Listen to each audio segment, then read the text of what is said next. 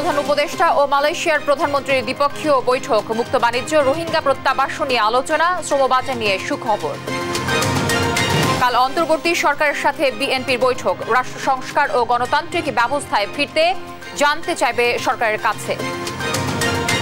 রমিজ হত্যা মামলায় 7 দিনের রিমান্ডে সাবেক খাদ্যমন্ত্রী সাধন চন্দ্র মজুমদার, কৃষক লীগ সভাপতি সমীরের 3 দিনের রিমান্ড।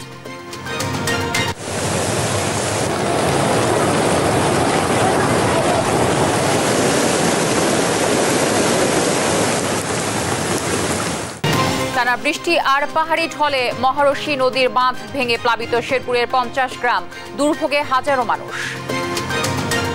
ছুটির দিনেও স্বস্তি নেই সবজির বাজারে, ধনেপাতা 600, রেকর্ড গড়েছে ডিম, মৌসুমেও আকাশচুম্বী ইলিশ। এবং ইসরায়েলে হামলা ন্যূনতম শাস্তি, শত্রুদের পরাজিত করার প্রতিশ্রুতি, 5 বছর পর জনসম্মুখে খুতবায় খামেনি। দর্শক, সংবাদ সন্ধ্যায় শুনছিলেন একেএসটিএমটিআর সংবাদ শিরোনামগুলো। সঙ্গে থাকছি আমি তানজিয়া জুথি। জানাবো বিস্তারিত। বাংলাদেশকে এগিয়ে নিতে সর্বাত্মক সহযোগিতা করবে মালয়েশিয়া। সংক্ষিপ্ত সফরে এসে এমন আশ্বাস দিয়েছেন মালয়েশিয়ার প্রধানমন্ত্রী আনোয়ার ইব্রাহিম। বিকেলে রাজধানীর হোটেল ইন্টারকন্টিনেন্টালে দ্বিপক্ষীয় বৈঠক শেষে যৌথ সংবাদ সম্মেলনে এই আশ্বাস দেন মালয়েশিয়ার প্রধানমন্ত্রী। এ সময় বিপাকে পড়া 18,000 শ্রমিককে প্রথম দফায় সহায়তার আশ্বাস দেন ইব্রাহিম। সে সময় প্রধান উপদেষ্টা ইব্রাহিমকে পুরনো বন্ধু আখ্যা দিয়ে বলেন, বাংলাদেশও পুরনো বন্ধু মালয়েশিয়া। বিস্তারিত শামীমা আক্তারের প্রতিবেদনে থাকছে।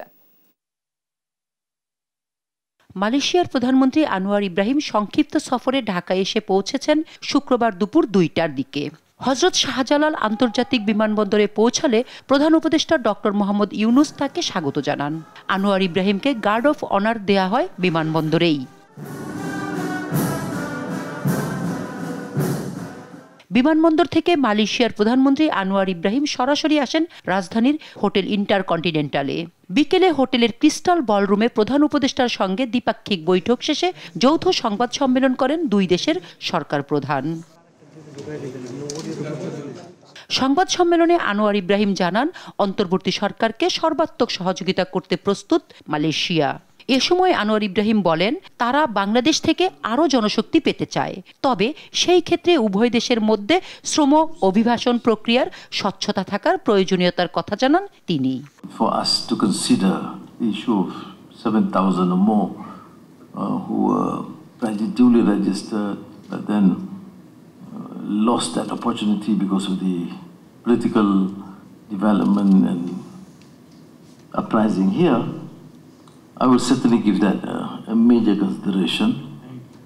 At least the first phase, subject to all the conditions being met, can be taken as soon as possible. 18,000? Yeah, 18,000, but the first phase, once we satisfy, I think we'll do it as the first phase. এ সময় প্রধান উপদেষ্টা মালয়েশিয়ার প্রধানমন্ত্রী আনোয়ার ইব্রাহিমকে পুরনো বন্ধু উল্লেখ করে বলেন, বন্ধুর আমন্ত্রণে বন্ধু দেশে এসেছে Anwar. Good omen for us that we have a deep friend coming to see us. My friends, taking advantage of Prime Minister Anwar bin Ibrahim's presence in Dhaka, both of us committed ourselves to revitalize long-standing bilateral issues during our discussions just held. In my conversation, we discussed the unprecedented mass movement leading to the second revolution in Bangladesh. প্রধান উপদেষ্টার সংবাদ সম্মেলনে Rohingya issue কেবল বাংলাদেশের একার সমস্যা না জানিয়ে বলেন, এটি এখন বৈশ্বিক সমস্যা। তাদের প্রত্যাবাসনে মালয়েশিয়ার সক্রিয় সহযোগিতা চান তিনি। On the Rohingya issues we discussed, it's not only Bangladesh problem, which is a serious one, it's also Malaysian problem. Malaysia has the same Rohingya issue. Smaller one, but smaller number of people, but the same issue. So we need to find a solution for that. So we work together to ASEAN, to Malaysian government. এরপর মালয়েশিয়ার প্রধানমন্ত্রী আনোয়ার ইব্রাহিম বঙ্গভবনে রাষ্ট্রপতি মোহাম্মদ শাহাবুদ্দিনের সঙ্গে সাক্ষাৎ করেন। সংক্ষিপ্ত সফর শেষে সন্ধ্যা 6টার দিকে মালয়েশিয়ার প্রধানমন্ত্রী ঢাকা ত্যাগ করেন। শামীমা আক্তার, দেশ টিভি, ঢাকা। তৃতীয় দফায় রাজনৈতিক দলগুলোর সঙ্গে অন্তর্বর্তী সরকারের বৈঠক শুরু কাল। প্রথম দিনই আলোচনায় অংশ নিচ্ছে দেশের বৃহত্তম রাজনৈতিক দল বিএনপি। দলটির নেতাদের দাবি, রাষ্ট্র সংস্কারে অন্তর্বর্তী সরকারের কর্মকাণ্ড এখনও সন্তোষজনক না হলেও দেশের পক্ষে ও রাষ্ট্র পরিচালনার স্বার্থে গুরুত্বপূর্ণ বিষয় নিয়ে আলোচনা করতে চান তারা। বিভ্রান্তি কাটিয়ে ওঠার পাশাপাশি ষড়যন্ত্র এড়াতে নির্বাচনের একটি রোড ম্যাপ দরকার বলেও মনে করেন দলটির নীতি নির্ধারকরা। বিস্তারিত সাইফুল রিপনের প্রতিবেদনে। অন্তর্বর্তী সরকারের 2 মাস পূর্ণ হতে চলেছে। এরই মধ্যে নির্বাচনের জন্য প্রয়োজনীয় সংস্কারে 6টি কমিশন গঠন করা হলেও কাজের ধীরগতির জন্য সমালোচনার মুখে সরকার। এমন প্রেক্ষাপটে দেশের স্বার্থে গুরুত্বপূর্ণ বিষয়গুলোকে বিবেচনায় নিয়ে শনিবারের সংলাপে অন্তর্বর্তী সরকারকে পরামর্শ দিতে চায় বিএনপি। রাষ্ট্র পরিচালনার এবং জনগণের স্বার্থ সংশ্লিষ্ট অনেক বিষয়ে কথা বলতে হবে, নির্বাচনের রোডম্যাপের বিষয়ে কথা বলতে হবে, আরো প্রশাসনিক কিছু বিষয় আছে যেগুলো আমরা ওনাদেরকে পরামর্শ আকারে দিতে চাই। এর আগে রাজনৈতিক দলগুলোর সাথে অন্তর্বর্তী সরকারের 2 দফা বৈঠক হলেও সংস্কার ও দেশকে গণতান্ত্রিক ব্যবস্থায় ফিরিয়ে আনতে প্রত্যাশিত দৃশ্যমান অগ্রগতি না হওয়ার কারণ ও করণীয় সম্পর্কে আলোচনা হতে পারে সংলাপে।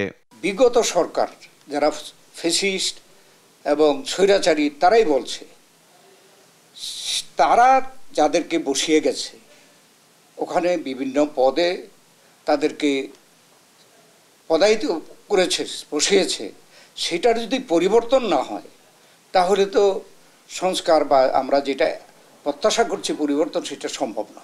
তো আমরা দেখতে পাচ্ছি যে প্রশাসনে সেইভাবে যে পরিবর্তন আসার কথা সেটা আসেনি। মৌলিক সংস্কারগুলো আমরা করে ফেলতে পারি, সেটা কোনো সময় লাগার কোনো প্রয়োজন নেই, এবং তার মাধ্যমে যেইখানে ভিন্নমত থাকবে সেখানে আমাকে জনগণের কাছে যেতে হবে। নির্বাচনের সম্ভাব্য সময় নির্ধারণ করে সে অনুসারে সংস্কার ও আনুষঙ্গিক কাজ এগিয়ে নিলে অন্তর্বর্তী সরকারের প্রতি জনগণের আস্থা বাড়বে বলেও মত বিএনপির নীতি নির্ধারকদের। অন্তর্বর্তীকালীন হলে তো তাদের একটা সময়ের পরে ছেড়ে দিতে হবে, এবং ছেড়ে দেবে কার কাছে? প্রধান হচ্ছে জনগণের নির্বাচিত প্রতিনিধিদের কাছে এই ক্ষমতা ছেড়ে দিয়ে তারা সরকার থেকে বিদায় নিতে পারবে। অতএব এটা তো আমার বিবেচনায় সরকারেরও এটা প্রধান লক্ষ্য হওয়া উচিত। জনগণের চিন্তার প্রতিফলন ঘটাতে গেলে আপনাকে কিন্তু গণতান্ত্রিক প্রক্রিয়ায় ফিরে যেতে হলে আপনাকে যত সত্তর নির্বাচনী প্রক্রিয়ার মাধ্যমে আপনাকে দেশের মালিক জনগণের কাছে যেতে হবে। তাদের চিন্তার প্রতিফলনের মাধ্যমে আপনি দেশের গণতান্ত্রিক প্রক্রিয়াটা অব্যাহত রাখতে পারবেন। প্রথমে ইনস্টল করতে হবে, এটা অব্যাহত রাখতে হবে। দেশে একটি সুষ্ঠু গণতান্ত্রিক ব্যবস্থা ফিরিয়ে আনতে যে কোনো সিদ্ধান্ত নেয়ার ক্ষেত্রে রাজনৈতিক দলগুলোর সঙ্গে অন্তর্বর্তী সরকারের নিয়মিত আলোচনা দরকার বলেও মনে করে বিএনপি। এইসবের ভিত্তিতে প্রস্তাবনা। সাইফুল রিপন, দেশ টিভি, ঢাকা। দল বা ধর্মের ভিত্তিতে জাতিকে আর ভাগ করার সুযোগ নেই জানিয়ে জামায়াতের আমির ডক্টর শফিকুর রহমান বলেছেন, যারা দেশের দুশ্মন তারাই দেশকে বিভক্ত করতে চায়। শুক্রবার সকালে গাজীপুরে ছাত্র আন্দোলনে নিহত শহীদ পরিবারের সদস্যদের সঙ্গে মতবিনিময় সভায় তিনি কথা বলেন। জামায়াতের কোনো নতুন সন্ত্রাসী সরকার দেখতে চায় না উল্লেখ করে তিনি বলেন, আর যেন কেউ জনগণের টাকায় কেনা বুলেট সাধারণের বুকে ছোড়ার দুঃসাহস না দেখায়। এ সময় বর্তমান সরকারের কাছে ছাত্র আন্দোলনে শহীদের স্বীকৃতি দাবি জানান তিনি। সে সঙ্গে পাঠ্যপুস্তকেও শহীদের বীরত্ব গাথা তুলে ধরার পরামর্শ দেন। সব শহীদ পরিবার থেকে একজনকে সরকারি চাকরি দেওয়ারও প্রস্তাব দেন জামায়াতের আমির।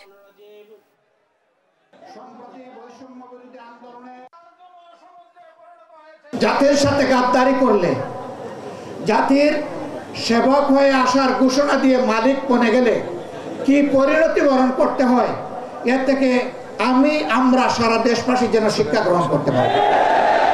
আগামীতে স্বৈরাচারের এমন কোনো স্বৈরাচারের জন্ম হবে না যারা ক্ষমতায় থাকা অবস্থায় জনগণের অর্থে কিনা অস্ত্র আর বুলেট জনগণের বুকে ছোড়ার দুঃসাহস করবে, এমন কারো জন্ম হবে না। টানা বৃষ্টি ও উজানের ঢলে তলিয়েছে শেরপুরে বিভিন্ন এলাকা। বেশ কয়েকটি স্থানে ভেঙে গেছে সমেশ্বরী, ভোগাই ও চেল্লাখালী নদীর বাঁধ। পানিতে নিমজ্জিত 10টি ইউনিয়নের কয়েকশো গ্রাম। পানিবন্দী হয়ে চরম দুর্ভোগে কমপক্ষে 20,000 মানুষ। সহকর্মী মুজাহিদুল ইসলামের তথ্য ও ছবিতে আরো জানাচ্ছেন আপন আপু। টানা বৃষ্টি, উজানের ঢল আর বাঁধ ভেঙে তলিয়ে গেছে শেরপুরের 10টি ইউনিয়নের কয়েকশো গ্রাম।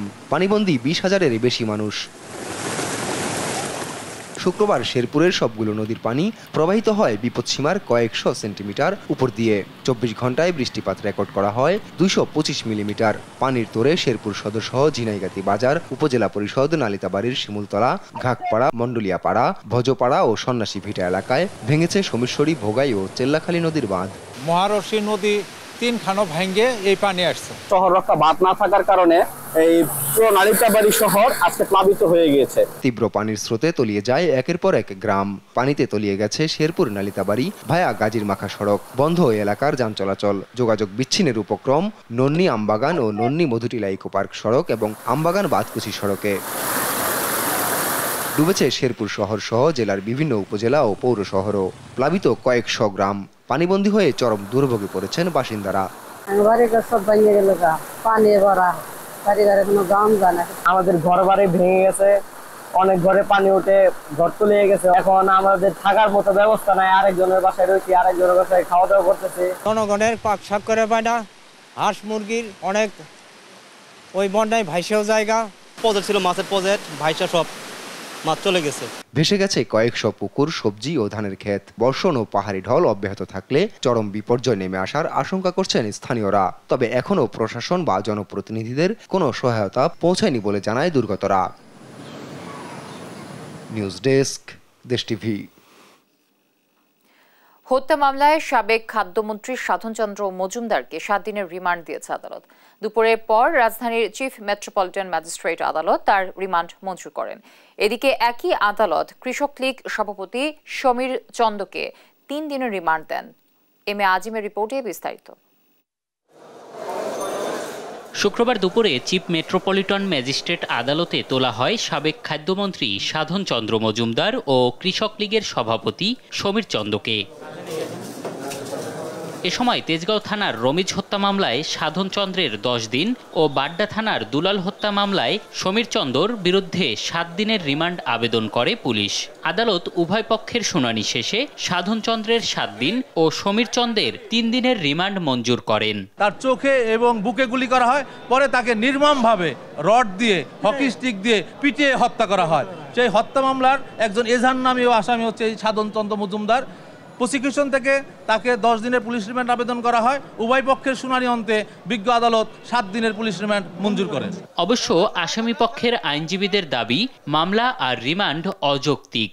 প্রচলিত একটা ফরওয়ার্ডিং দিয়ে তাকে আদালতে উপস্থাপন করেছে। রিমান্ডে দেওয়ার মতো যৌক্তিক কোনো কারণ এখানে নেই। সাধন চন্দ্র ও সমীর চন্দকে বৃহস্পতিবার রাতে রাজধানীর আলাদা আলাদা এলাকা থেকে গ্রেপ্তার করা হয়। এম এ আজিম, দেশ টিভি, ঢাকা। ফিলিস্তিনি সহ মধ্যপ্রাচ্য, ইসরায়েলি বর্বরতা ও ভারতে মহানবী হযরত মুহাম্মদ সাল্লাল্লাহু আলাইহি সাল্লামকে নিয়ে কটূক্তির প্রতিবাদে বিক্ষোভ করেছে ইসলামী আন্দোলন বাংলাদেশ। জাতীয় মসজিদ বায়তুল মোকাররমে জুমার নামাজ শেষে সংক্ষিপ্ত সমাবেশে বক্তব্য রাখেন ইসলামী আন্দোলন বাংলাদেশ চরমোনাইয়ের নেতারা। এ সময় তারা ভারতের মহারাষ্ট্রের হিন্দু পুরোহিত রামগিরি মহারাজ এবং তাকে সমর্থনকারী বিজেপির সাংসদ নীতেশ নারায়ণ রানের বিরুদ্ধে থানায় অসংখ্য মামলা হলেও এখনও রাজ্য সরকার তাদের গ্রেফতার না করায় এর তীব্র নিন্দা ও প্রতিবাদ জানান। একই সাথে ভারতের বিরুদ্ধে রাষ্ট্রীয় প্রতিবাদ জানানোর আহ্বান জানান বক্তারা। সমাবেশ শেষে বায়তুল মোকাররমের উত্তর গেট থেকে বিক্ষোভ মিছিল বের করে তারা।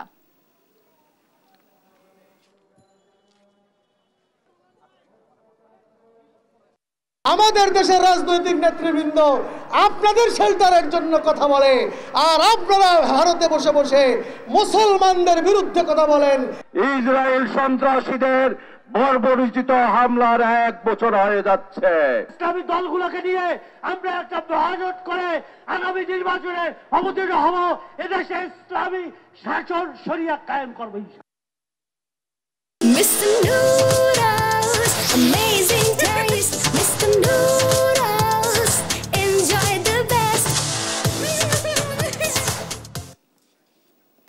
এদিকে বায়তুল মোকাররম উত্তর গেট থেকে জঙ্গি সন্দেহে 3 জনকে আটক করেছে পুলিশ।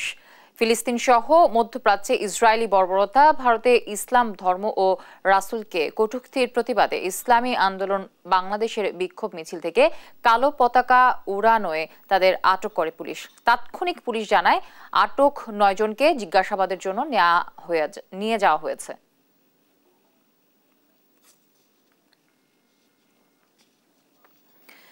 টাঙ্গাইলের কালিহাতী উপজেলায় বাস ও ট্রাকের মুখোমুখি সংঘর্ষে 4 জনের মৃত্যু হয়েছে, আহত অন্তত 10 জন। এদিকে জামালপুরের ট্রাকের ধাক্কায় ব্যাটারি চালিত অটোরিকশার চালক সহ 3 জন নিহত হন। সহকর্মীদের পাঠানো তথ্য ও চিত্রে সালমা জাহানের ডেস্ক রিপোর্ট। টাঙ্গাইলের কালিহাতীতে বাস ও ট্রাকের মুখোমুখি সংঘর্ষে প্রাণ হারিয়েছেন 4 জন, আহত হন কমপক্ষে 10 জন। শুক্রবার ভোরে টাঙ্গাইল ময়মনসিংহ মহাসড়কের কালিহাতী উপজেলার লিংক রোড এলাকায় এ দুর্ঘটনা ঘটে। পুলিশ জানায় শুক্রবার ভোরে ঢাকা থেকে ময়মনসিংহ যাচ্ছিল একটি যাত্রীবাহী বাস।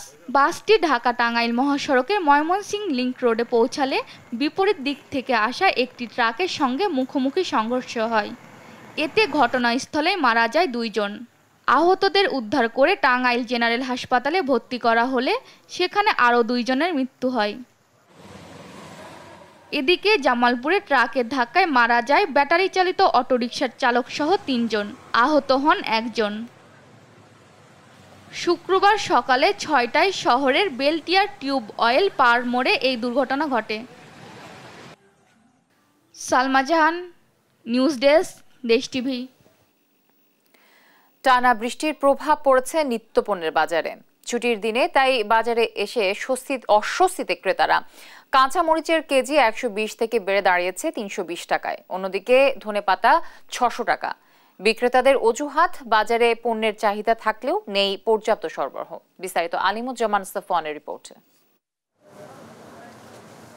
নতুন বাংলাদেশ বিনির্মাণে নানা প্রতিশ্রুতি দিলেও নিয়ন্ত্রণ করা যাচ্ছে না নিত্যপণ্যের বাজার। মুরগি, ডিম, মুদিপণ্য থেকে শুরু করে প্রতিনিয়ত অস্বস্তি বাড়ছে কাঁচা বাজারে। গেল সপ্তাহে ব্রয়লার মুরগি 170 টাকা বিক্রি হলেও এখন দাম 200-তে দাঁড়িয়েছে। অন্যদিকে রেকর্ড গড়ছে ডিম। 155 টাকা গত সপ্তাহে ডর্জন ছিল, এই সপ্তাহে 162 টাকা ডর্জন। সাদা ডিম 155 ছিল, এই সপ্তাহে 160 টাকা ডর্জন। 200 টাকা মহল্লায় ওরা খুচরা দোকানে একালি দুয়ালি করে সারাদিনে বেচে, 13.5 টাকা করে কিনে নিয়ে ওরা কত বিক্রি করবে। এদিকে অস্বাভাবিকভাবে বাড়ছে কাঁচামরিচ ও ধনেপাতার দাম। কেজি প্রতি ধনেপাতার দাম 600 টাকা দাঁড়িয়েছে। কাঁচামরিচ 320 টাকা, 300 টাকা কেজি। সবজির দাম পুরোপুরি হাই রেটে আছে। এর মধ্যে ধনিয়া পাতাটা সবচেয়ে বেশি, কাঁচামরিচের দাম হাই। এমন পরিস্থিতিতে হিমশিম অবস্থার মধ্যে পড়েছেন নিম্ন মধ্যবিত্তরা। এখন 320 টাকা, 380 টাকা চাচ্ছে। নিম্ন মধ্যবিত্তরা এখন না খেয়ে থাকতে হবে, আর কোনো উপায় নেই। চাল খাই 80 টাকা কেজি, হ্যার মধ্যে তরকারি তাহলে দাম বেশি। চা মরিচ খাই 320 করি, কেমনে চলবো আমরা গরিব মানুষ। ক্রেতাদের অভিযোগ, নানা অজুহাতে এখনো বাজারে সক্রিয় আছে সিন্ডিকেট। এরা যেমনি খাওয়ায় এমনি খাইতে হয়। সিন্ডিকেটের কবলে আর কি। সিন্ডিকেট ভাঙবো কে? এমনি তো মানুষই দেখি না যে সিন্ডিকেট ভাঙবো। কিনে আনতেছে একরকম, বিক্রি করতেছে আরেক রকম। এই তো গভর্নমেন্ট যদি এগুলো মধ্যভোগী যারা আছে তাদেরকে নিয়ন্ত্রণ করতে পারে, আশা করি যে আস্তে আস্তে দাম কমবে। কিন্তু এগুলোর মধ্যে হাত দেওয়া উচিত গভর্নমেন্টকে। বাজারে নজর দিতে অন্তর্বর্তী সরকারকে আহ্বান সাধারণ জনতার। আলিমুজ্জামান সাফওয়ান, দেশ টিভি, ঢাকা। স্বস্তি ফেরেনি সারা দেশের নিত্যপণ্যের বাজারেই। চড়া ইলিশ সহ শাকসবজি ও মাছ মাংসের দাম। বাড়তি দামে ক্ষুব্ধ ক্রেতারা, আর বিক্রেতারা দুষছেন সরবরাহ সংকটকে। নিত্যপণ্যের বাজারে যেন আগুন লেগেছে, সে আগুনে পুড়ছে দেশ। সপ্তাহ ঘুরেও চড়া নিত্যপণ্যের বাজার। ভরা মৌসুমেও স্বস্তি নেই ইলিশের বাজার। বরিশালে খুচরা বাজারে 700 থেকে 900 গ্রামের ইলিশ 1500 থেকে 1600 টাকা, 1 কেজির ইলিশ বিক্রি হচ্ছে 1800 থেকে 1900 টাকায়। বাড়তি দামের পেছনে সরবরাহ সংকটের অজুহাত দিচ্ছেন বিক্রেতারা। মাছ কম বিদায় ক্রেতারা খুব হাহাকার করতেছে, কিন্তু মাছের কম বিদায় মাছের রেটটাও বেশি। চট্টগ্রামে শাকসবজির বাজারেও অস্বস্তি। ঢেঁড়স 80 টাকা, মূলা 100 টাকা, বেগুন 120 টাকা, কচুরলতি 80 টাকা দরে বিক্রি হচ্ছে। এদিকে দেশি মুরগি 500 টাকা আর গরুর মাংস 900 টাকায় বিক্রি হচ্ছে। যেটা আমরা নিতাম 800 টাকা করে 700, সেগুলো 1400 1500, তাহলে বেশি হচ্ছে না? আমাদের জন্য তো অনেক বেশি। আমরা যারা পারতেছি কিনতেছি, যারা পারতেছি না কিনতেছি না, সেরকম আর কি।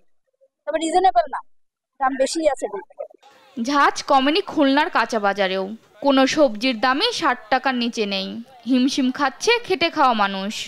কাঁচা বাজারের দাম অস্বাভাবিক হারে বেড়ে গেছে, এটা সাধারণ জনগণের ক্রয় ক্ষমতার বাইরে চলে গেছে।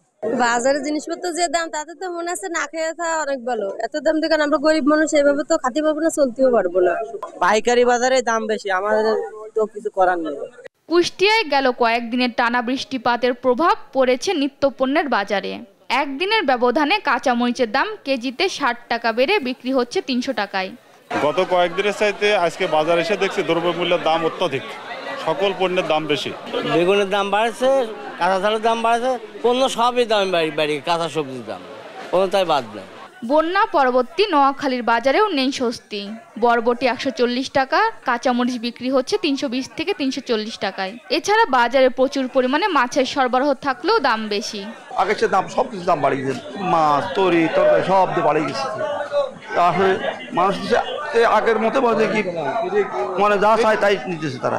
আমাদের মতো মধ্যবিত্ত ব্যক্তিরা খাওয়া একদম অসম্ভব। তাছাড়া সবজির দাম অনেক বেশি, ডিমের দাম অনেক বেশি। নিয়মিত বাজার মনিটরিং এর মাধ্যমে দ্রব্যমূল্য নিয়ন্ত্রণের দাবি সাধারণ জনগণের। সালমা জাহান, নিউজ ডেস্ক, দেশ টিভি।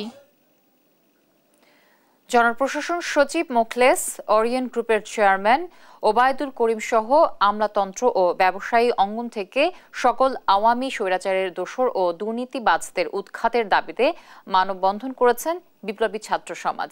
শুক্রবার বিকেলে রাজু ভাস্কর্যের সামনে এ কর্মসূচি করেন তারা। এ সময় দুর্নীতিগ্রস্ত আমলা এবং তাদের সমর্থক ব্যবসায়ীদের অবিলম্বে গ্রেফতার সহ কঠোর শাস্তি নিশ্চিতের দাবি জানান শিক্ষার্থীরা। তারা এখনও দেশের বিরুদ্ধে ষড়যন্ত্রে লিপ্ত বলেও অভিযোগ করেন বক্তারা। এ সময় ওরিয়েন্ট গ্রুপ সহ ফ্যাসিবাদের নিয়োগকৃত রাষ্ট্রপতিকে অপসারণ এবং অপরাধী ব্যবসায়ীদের গ্রেফতার সহ 5 দফা দাবি পেশ করে বিপ্লবী ছাত্র সমাজ। আমলাতন্ত্র এবং ব্যবসায়ী অঙ্গন থেকে স্বৈরাচারের দোসর ও দুর্নীতিবাজদেরকে উৎখাত করতে হবে। শুধু আমলাতন্ত্র থেকে নয়, আমরা দেখছি এই যে ওরিয়েন্ট গ্রুপের চেয়ারম্যান ওবায়দুল করিম, এই এছাড়া আপনার বসুন্ধরা গ্রুপের আহমদ আকবর সোবহান, এই যে সামিট গ্রুপের চেয়ারম্যান, এই যে সিটি গ্রুপের চেয়ারম্যান, এই যে এসরম গ্রুপের গ্রুপ, এই যে বাংলাদেশের বড় বড় প্রতিষ্ঠানগুলো, তারা দেখেছে যখন গণহত্যা চলে ঠিক সেই মুহূর্তে শেখ হাসিনার সেই মিটিং এ গিয়ে তারা ঘোষণা দিচ্ছে, জীবনেও আমরা শেখ হাসিনার সাথে আছি, মরণেও আমরা শেখ হাসিনার সাথে আছি।